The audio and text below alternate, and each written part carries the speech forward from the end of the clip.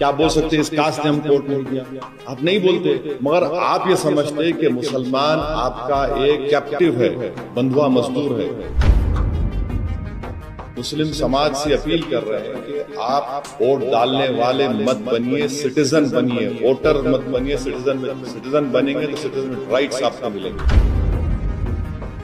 आज फिर हम कह रहे हैं, अल्लाह ने हमको कामयाबी दी, हम सीमांचल नहीं छोड़ेंगे। हम जहां पे जाते छोड़ते नहीं, वो मेहनत कर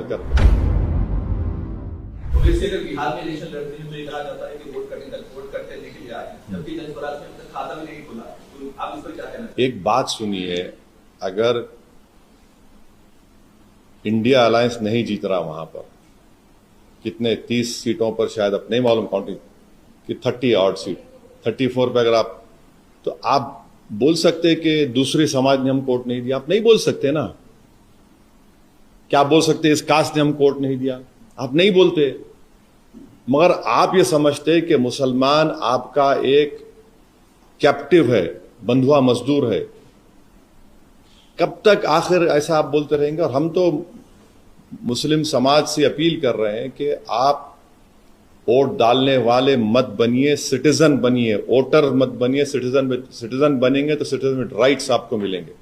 अगर आप वोट डालने वाले बनेंगे तो फिर इलेक्शन के बाद आपको सिर्फ ना सिर्फ भुलाया जाएगा, बल्कि आप पर जो आफतें आती हैं उस पर उफ भी नहीं बोलते।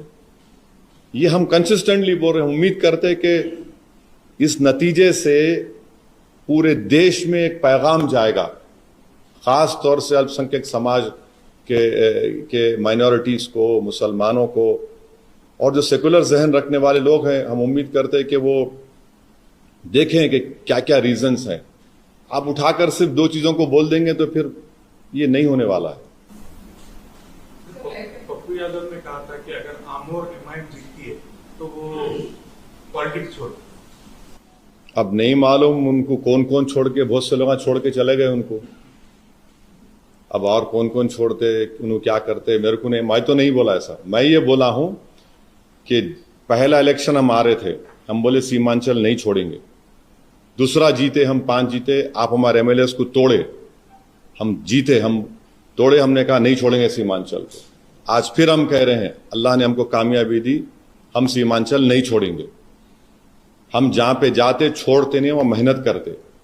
हम इस तरह के दावे नहीं करते। अब जो इस तरह के दावे किए हैं, अब ये सवाल उनसे पूछना आप पर वाजिब है।